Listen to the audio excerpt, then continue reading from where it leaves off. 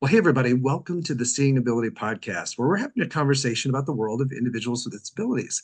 And that means sometimes we're going to be talking to adults who have or are raising kids with disabilities. Some cases we'll be talking to that person who grew up as the kid with a disability. And other times we're going to be talking to folks that support this community, whether it's people in healthcare, sometimes people in education, and definitely a lot of amazing nonprofits all over the country. And today I'm really excited because it's one of our nonprofit spotlight episodes, and you're going to meet them in just a second. First of all, I want to say thank you because I know you have a lot of choices when you're with your busy life and your free time, and I appreciate you tuning in and listening to us. Today, we have with us Jennifer Frohmeyer, and she is not only the executive director, she's the founder of a nonprofit called Dreams with Wings. Jennifer, welcome. Thank you so much for having us. We're thrilled to be here tonight. So well, it's great to have you ladies, and I'm among a great group of ladies here. So thank you for allowing me to be the token male on this podcast today. I like it. So tell us a little bit about for listeners that don't know your organization. Tell us a little bit about who you are, what you do, and since you're not only the director but the founder, how did you get into all this, and how long ago? So we started Dreams with Wings 24 and a half years ago, and it basically came out of the need to create new opportunities for people in the community. There were lots of not-for-profits at the time, but we were still at a point 24, 25 years ago where a lot of people were still institutionalized, while at the same time institutions were closing, and they were looking for organizations that would be willing to think outside of the box and provide community for those people. And some families that I had worked with in the past called me up and said, "We think you should consider doing this." And truth be told, I have a son who is now 36 with Down syndrome. And of course, I wanted him to have the same opportunities that my other three children have. And so Dreams with Wings was born on a wing and a prayer, quite honestly. No money. I look back and go, what was I thinking? My husband and I are very lucky that things worked out the way they did. Well, I think all around the country, we owe a big debt to folks like you who pioneer and start organizations. So thank you so much for what you've done, or what you did, even though, like you said, it was on a wing and a prayer 24 and a half years ago. So tell us, who do you have with us here today? Why don't you introduce your crew? I am so happy to introduce the folks I have here with me tonight. And the first one is Lisa T. Meyer, who actually I've known for a long time. Actually met her many years before I started Dreams with Wings, and she is currently a board member. She has two siblings, Sean and Ted, who both have disabilities, previously lived in Lexington and moved to Louisville in 2018 after the passing of their dad. And Lisa has been a great advocate for them, and we've been really blessed to support them. We have Holly Pepper, who is one of our best community living support workers. She truly understands the need to have people out in the community to do things, and understands that her role is to make sure that our folks are recognized as people with dignity and people that can contribute and do things in our community. And she acts as a caregiver, but she really is that person that stands behind the scenes and does a fantastic job of ensuring the folks she supports get to do the things they want and the things they choose. And then we have Heather Sauer, who used to work in banking and decided maybe that wasn't her path for her future. And I met years ago and happened to just say, hey, we want to start a program for our young adults and our youth. And she decided to take us up on that opportunity and has done a fantastic job and has grown that program immeasurably. And she started in the middle of COVID. And so who knew that we would figure out how to run a summer camp during COVID and so many things. So when you truly believe in the people we support and the opportunities they can have, it's really easy for all of us to move forward. And I will say that, you know, our entire team, whether it's our board members like Lisa, who also happens to be a sister, or Heather and Holly, we talk about this all the time. If you don't believe in the work we do, and if we can't empower you to take what we ask you to do out on the streets, we're not going to be very good. And quite honestly, I see Holly very rarely. but I know all about the work that she does and I hear the great things she does. And so I know she truly believes in our mission and knows what to do to make sure that the folks she's with get every opportunity they can. Well, what a great crew. So Lisa, Holly, Heather, welcome. Thank you guys for being on the podcast. Thank you. Thank you. So before we jump into our conversation, I always like to just connect, let our audience get to know you guys a little bit. There's a big enough crew that I won't ask you all each individually the Fast Four, so I might spread it around and just spring one on you. Our Fast Four is brought to us by the folks at Reliable Tech Help. So if you have tech needs, if you're sitting there frustrated with your technology, give them a buzz, 502-797-7399. Our first question, I will go with Holly. What is your favorite food? Would be raspberries, anything raspberry. Raspberries. Now, you might be a first on my podcast to say raspberries. So, Raspberry Nation, very good. Okay, thank you. All right, number two, if we were to look at your playlist, Lisa, what kind of music would we find on it? Oh, it's a very eclectic list. I listen, my favorite probably is classic rock, but there's a lot of opera and a lot of classical music on there too, and a little bit of jazz. Okay, So eclectic. I like it. I like it. Okay, so next up, and this is a question for either Heather or Jennifer, whoever wants to jump in, whoever feels moved. What is a favorite movie you've seen recently, a TV show you've been watching, maybe one of those streaming things you've watched a few too many episodes of, that kind of thing? Either one of you.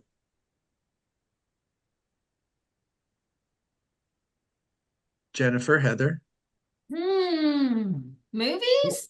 Oh, yeah, movie you've seen or a show or a good book you've read recently. Any of those. And my book is No Two Persons. Okay, no two persons. I love it. All right, Heather, that leaves us with you as the last question. What is a bucket list destination anywhere around the world that you have not been to, but you'd love to go? Turks and Caicos. Oh, it didn't take, Looks- there's no hesitation on that. You No, jumped in there. the water is the color of my shirt, and I would love to be there. Warm. There you go. See, sunny. that other question you had to think, but destination band, ooh, that was on the tip of your tongue. You were ready. If we were a Yes. game show, you'd be hitting that buzzer. I love it. All right, so let's dive into. We'll talk a little bit more about Dreams with Wings a little bit later, but let's just dive into this conversation about supporting folks, both parents and kids and young adults traveling this world of differing abilities. And the journey often starts with acceptance. For a lot of people, I've never really met a parent yet that when they had their list of their registry, when they were expecting their child at Target, on it was a wheelchair or a feeding device or some kind of special equipment. So it can be a bit of a curveball, a bit of a gut punch for families. This is really open to anybody who wants to chime in, and maybe several of you will. How much was that part of your journey as a parent, as a sibling, to kind of get your families getting used to that? And now that you've done it in most cases, what advice do you draw from that for families that are kind of struggling with a diagnosis, the beginning of their journey? Well, and I'll jump in. I was very young when my parents first realized that my brother and sister had a disability, and because they're in wheelchairs and legally blind, and they have a neurological disorder. And but when we were young, we all took swimming lessons together and horseback riding lessons, and played. They didn't do as much as I did, but they still did a lot. So as their condition progressed, it was, as a child, I can remember it being a very stressful time, and it was very confusing. This was in the mid 70s. There's no DNA. There's no, everything. You're just trusting the medical field to go back through all their textbooks and everything they learned in medical school and try and put their finger on a diagnosis, which later ended up being incorrect. But so I think that journey to figure out what's wrong is very stressful and difficult. And then trying, and I was too young to have any advice for that, but what I have learned is that as you progress, the ability and we're never at the end destination, you get to a point and you're like, okay, this is great, but don't trick yourself in your head to think that that's going to the way it's going to be for another 10 or 15 years, because Yeah. you have to take the zigs and the zags with it and just accept that, when you have to make a change, it's not a failure. You didn't do anything wrong. It's just a progression of how you are supporting your people. Yeah, and you make a really good point that acceptance is not a one-time thing. It comes in stages along the journey. There's that when your child is young and maybe under 5 and getting a diagnosis or figuring out what's going on. Sometimes that journey of finding out is one. But then there might be school age issues, right? Or then there's Oh, the yeah. whole issues of when a child gets to be 21 and ages out of a lot of support for a youth, there's the adult part of it. So even as a family raising a child, that acceptance thing is not a one-time thing. Holly, Jennifer, anything you guys have observed as far as like that piece of the journey?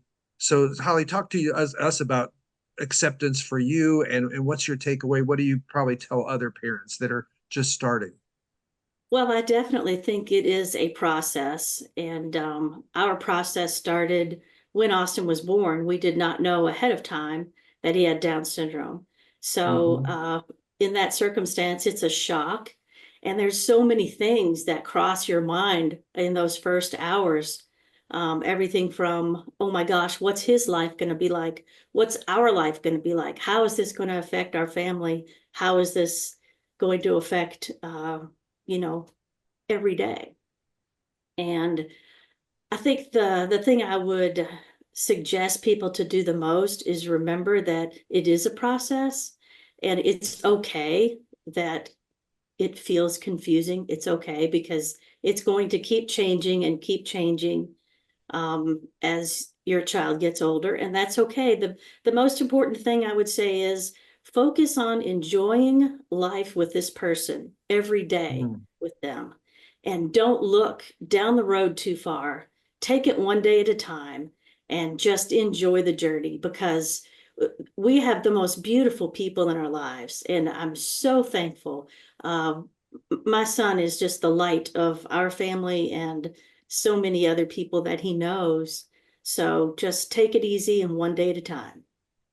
Wow, that's great advice, and so many things to unpack there. I mean, I think what you hit on is that emotional piece of it, and being okay feeling those emotions. I think sometimes for parents, you not only feel the emotions, you feel guilty for feeling the emotions, right? Exactly. Yes. And so your thing of like being okay being there, but then the idea of just adoring your child and taking it, not going too far down the road, the rabbit hole of worry about what 20 years from now is going to be like. That's something I Exactly. think that comes with hindsight, right? That's easy to do looking back. It's a part of the process I think we all go through. A lot of my listeners know, Sophie was born at 26 weeks and a pound and a half. So when she was in the NICU, we had no idea what the future was going to be. And you kind of go down that rabbit hole.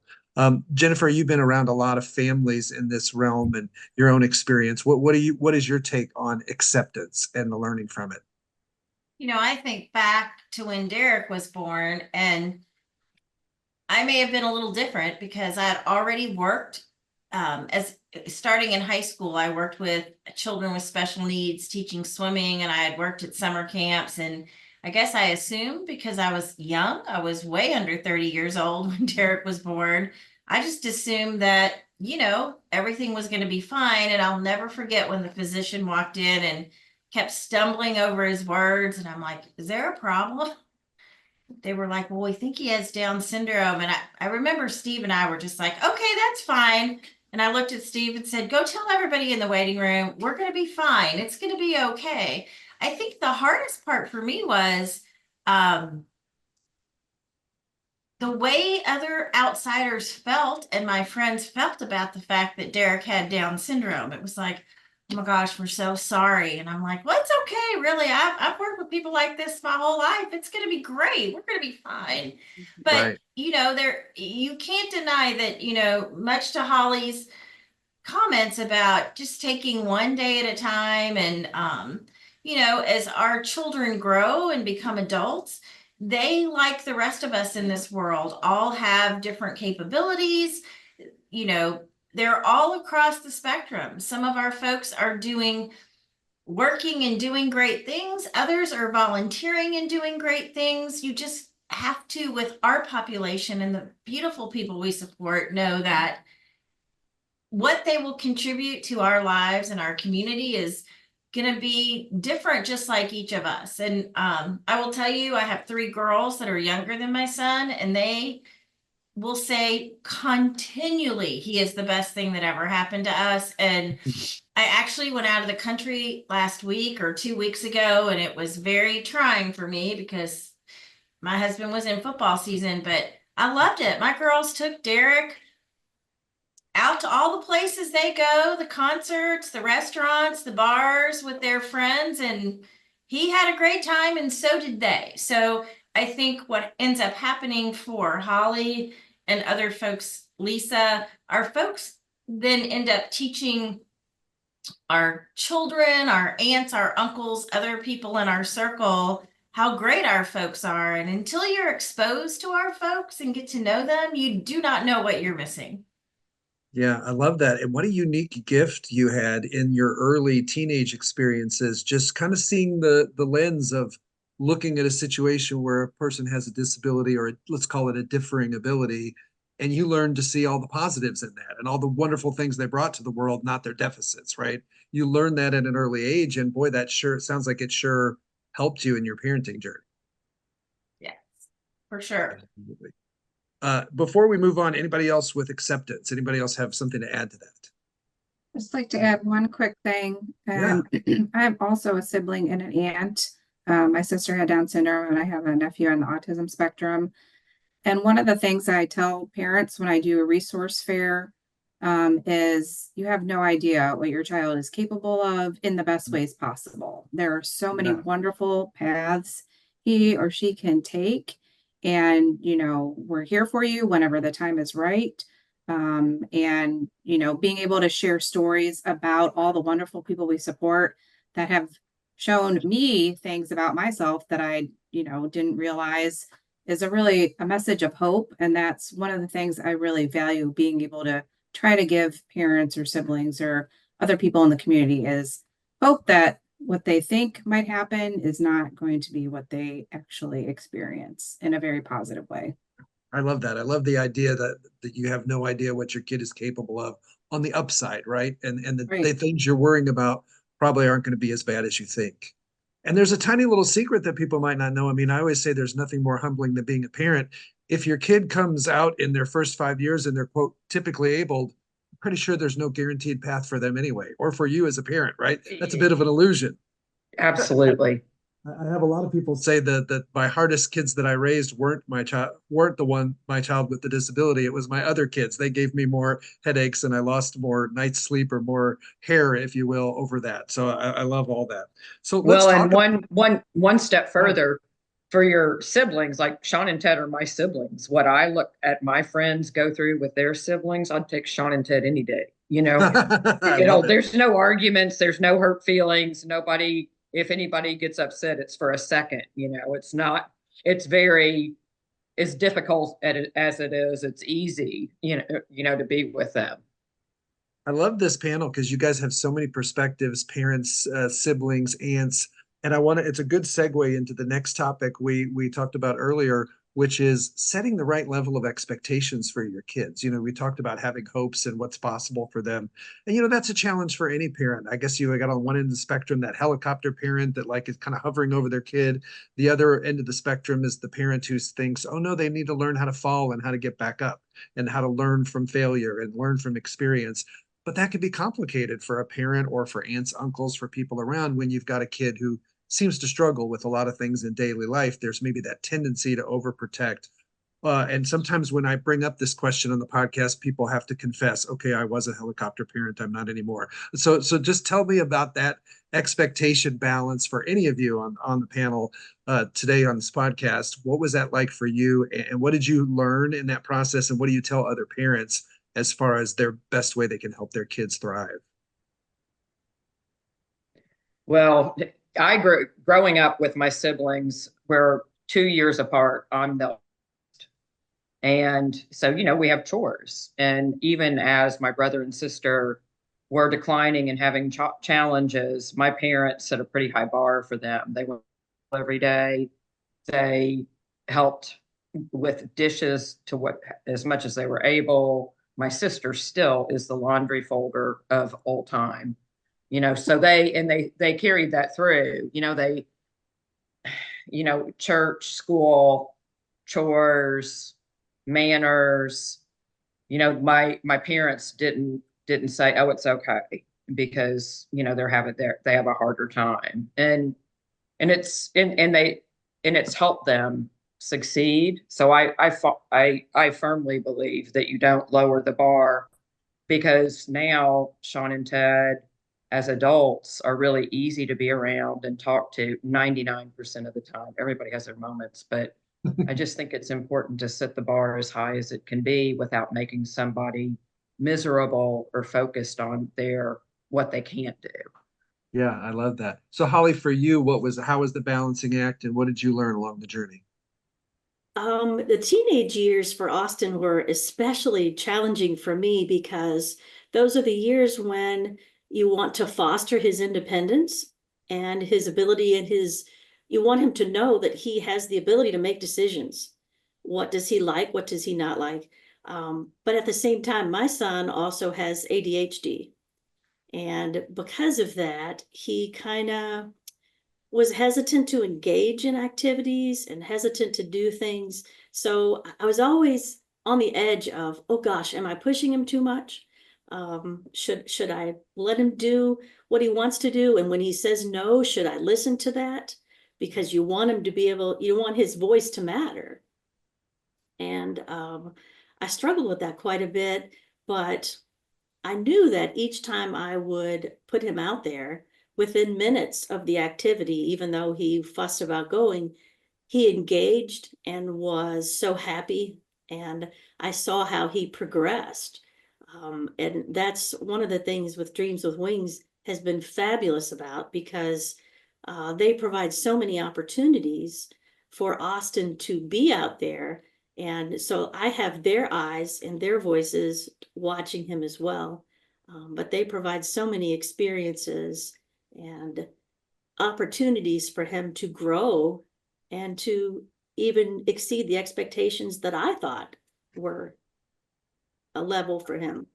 So Yeah, and what a wonderful opportunity to have those chances to experience new things, but in a safe environment where you're going to have support around you. I love that. So Jennifer, your own experience as a mom with Derek, but then you've kind of had a front row seat for 24 and a half years to a whole lot of families and seeing them and how they interacted with their kids. This balancing act of expectations, what's your observations and what's your advice to especially young parents that are kind of struggling with, they want their kid to be independent, but then they sometimes want to step in and do things for them. Tell us about your philosophy on this. One of the things that's most exciting for me is I've been in this field for a long time, way before I started Dreams, and there is a definite shift in family expectations. We serve folks from 6 years old. Our oldest currently is 82. And those folks that are older, their families were given a very different story about what their son's or daughter's life was going to be. And those folks are leery to try new things sometimes, or they've been taught that the stove is a dangerous thing. Our young parents today, because of their opportunities to be included in school and seeing other people pave this path before them of independence and expectations that are much different. Physicians aren't telling people anymore, oh, your son or daughter has Down syndrome or whatever syndrome you may have, or CP. They're saying things are possible in today's world. And that has made a huge difference. Our folks that are older weren't given that boost of support and that confidence to try new things and do new things. And so for me, that is one of the most exciting things to watch. And it is incredible to see. Even Derek's 36, but there are so many more opportunities for young families today in school and programs, and the expectations are so different. sometimes I even look back and go, gosh, I wish Derek had all those opportunities. And he's Yeah. only 36. So I continue to see a path forward for our folks where there's going to be a day where we don't have these discussions about what are their limitations going to be. We're just all going to assume that people are going to move forward and have expectations. And it's wonderful to watch us getting closer and closer. Yeah, I love that the benefit of perspective of, like you said, your older clients, maybe their parents had tighter reins, right? Thought less was possible of them, almost had them live in a smaller world, if you will, of possibility. And you can see the result of that. But then I think it gives us all hope that you see that changing and people stepping back and being like, so much more is possible. For sure. And I have to share, one of our dearest folks passed away a couple weeks ago. And this was a gentleman who wasn't expected to live past 10 and lived to be 75 and slept on the floor next to his mom and dad until he moved into a residential opportunity. And I'll never forget the first time we took him on vacation and we told his sister all the things we did. I mean, you know, we took him to SeaWorld and we took him down this big slide and we had all these great pictures of him laughing and carrying on, and he loved the sand and he loved the ocean. And his sister was like, my parents will be turning in their graves, because they were so afraid that the expectation was that he wasn't going to have a full and vibrant life, but he did. He lived Right. 65 years past the time anyone thought he would survive. And I think, you know, that is the other, I think, big shift. Many of our older families just, you know, thought that their kids would be deceased before they were. Yeah. But our folks have much greater life expectation, just like the rest of us. And our folks are outliving their parents.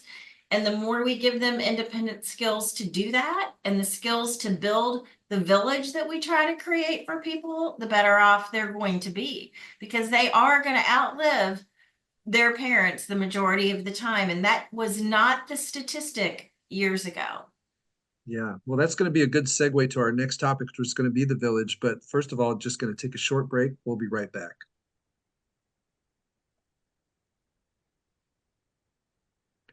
When you have a kid who is different, all your ducks need to be in a row, especially your money.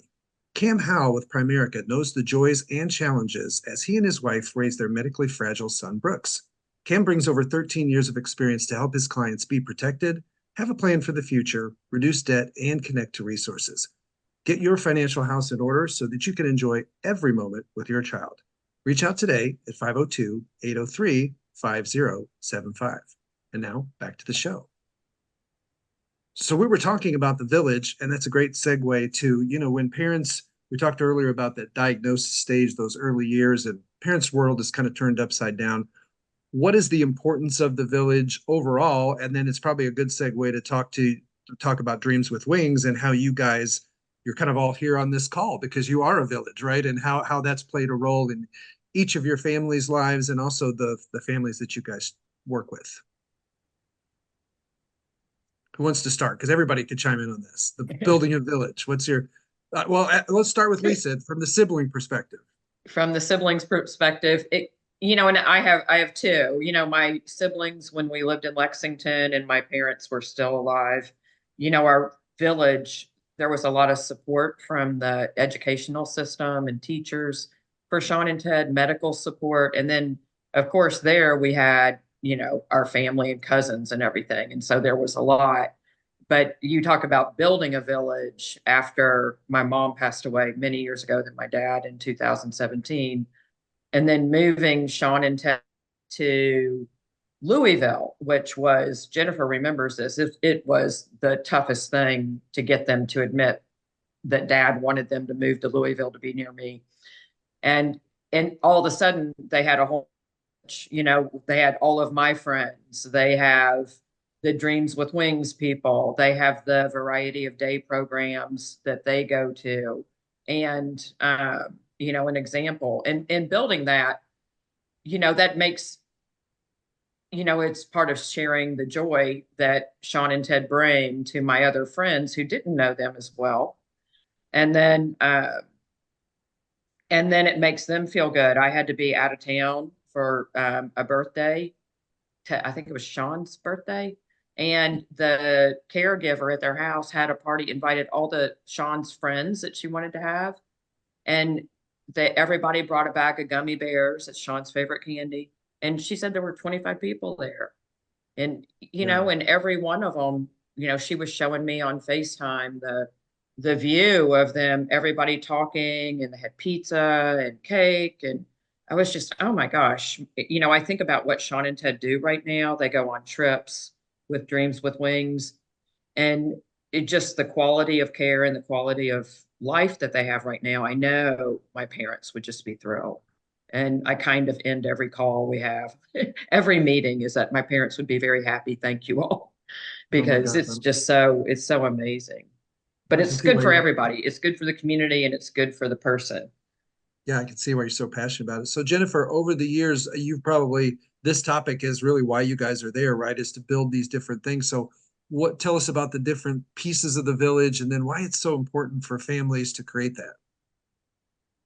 Well, I've always believed that we're drawn to people we have similarities with. So, when Derek was born, of course, I had the opportunity to be with other parents with children with Down syndrome. And it was wonderful to share our concerns, our challenges, our joys, all the things that happen, when, just like I did when my girls played field hockey and they didn't get to play in every game and they cried on the bench, I mean, no matter who your child is, they're going to have their joys and their sorrows. So having those parents that you can relate to is so important. But then beyond that, for us, what was critical to our beginning was to have some connection to the community and to make sure that no matter what we did, we had some kind of outreach, because we always have believed, our families that started Dreams, myself, that, we have something to give back. There's always been this assumption that people with disabilities just take everything from we suck these resources out of our community, but the reality is we give a whole lot back. And we started our Jack-o'-lantern stroll, which now this year we probably hosted 800 or 900 people at that event, to really showcase that we have something to give back to the community, and the community can connect with us in a way that's very real. And one of our families said to me years ago, again, the mom of someone with cerebral palsy who was nonverbal, said, Bart's his whole life, people have gravitated to him and they love him, but they have always done things for him.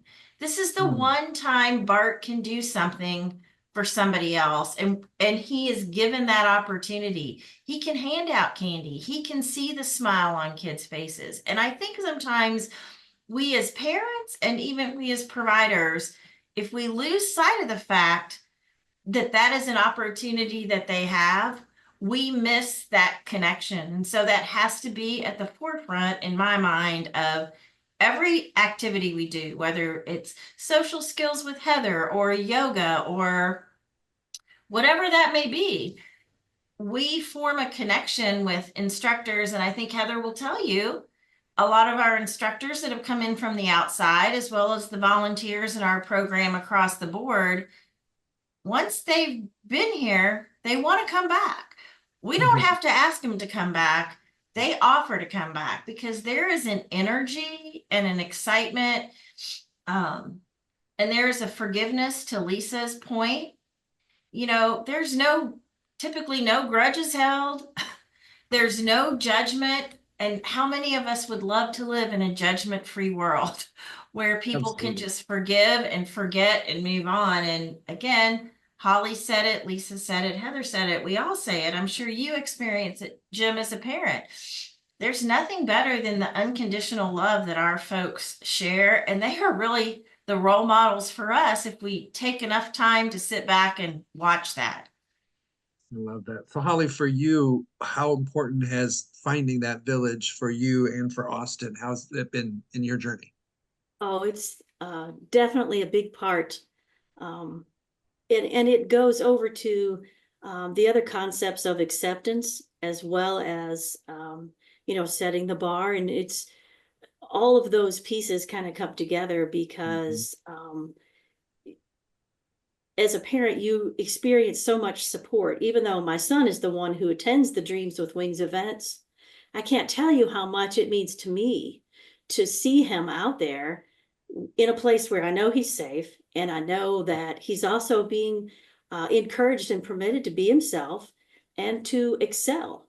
And that enables me to feel good, that my son is taken care of. It brings me great peace, and it brings me great joy, and I'm sure to all the families that participate. And another aspect I think of Dreams that I've noticed with Austin is it's not only just that they become his support group in a sense at Dreams and all the friends that he's made there, but he gets the opportunity and the chance to be part of a support team for others. And so he gets to meet people that are new to him, people he's never met before, and they keep seeing each other weekly and they develop friendships, and that's a beautiful thing. And to see Austin cheer someone on because of something that they accomplished, that's great. I know that that goes a long way towards a different level of his mental health. It's just wonderful. A lot of good things. What a blessing. I Yes. know that there's listeners who are hearing all this positive energy you guys have for this amazing community you formed, and they want to learn more. So Jennifer, if people want to know more about Dreams with Wings, tell us your website, tell us some things you've got going on. What are your biggest needs right now?